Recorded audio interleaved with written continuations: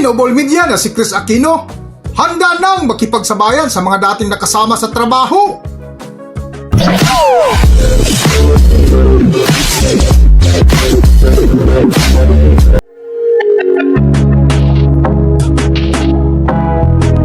Welcome back to Philippine Celebrity Broadcast. Mukhang tuloy-tuloy na nga ang pagbuti ng health condition ng TV host actress na si Chris Aquino na kung makikita mo sa kanyang pangangatawan ngayon ay napaka-energetic na at masayahin habang nakipagkwentuhan sa kanyang mga makeup artist na kung dati ay napakapayat at napakanipis ng kanyang katawan, ngayon ay tuluyan nang bumalik at bahagyang tumaba pa at lumakas na balik sigla muli ang kanyang health condition na napaka-energetic ngayon na sa bagong lumabas nga na balita ay muling makipagkulab di umano sa mga dating nakasama sa trabaho na isa nga sa napusuan ngayon ay ang TV host actor na si Dingdong Dantes na dating nakasama sa trabaho na kamakailan lang ay muli silang nagkita.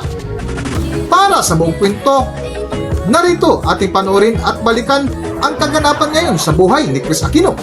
Narito ang video.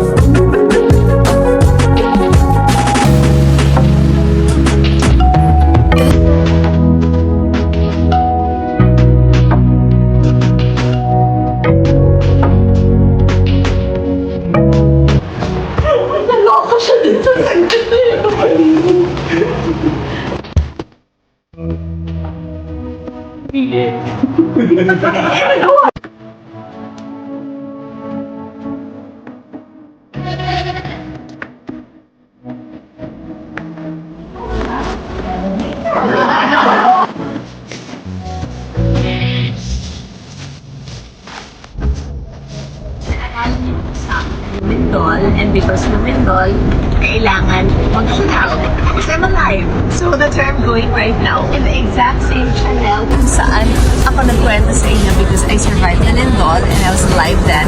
So I'm going there now because I deserve earrings and nako. Because sa hilong inabot ko naman, let's make it a bat. Let's go. Ayoko.